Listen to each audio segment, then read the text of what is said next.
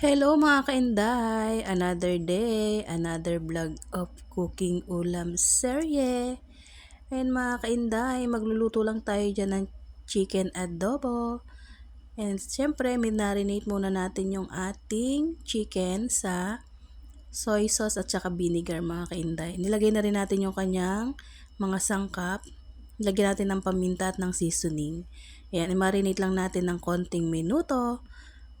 At pwede na natin yang isautay. Magsusatay na tayo dyan ng bawang sibuyas at luya. Palalabasin lang natin yung aroma mga kainday, and then ilalagay na natin yung ating minarinate na chicken. Isosotay-sotay muna natin yan mga kainday.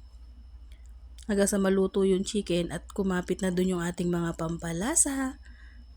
Ayan mga kainday, hanggang sa kumulo na siya, nilagay na rin natin yung ating patatas. Ayan. Then, pakukulaan muna natin yan hanggang sa lumambot yung ating chicken.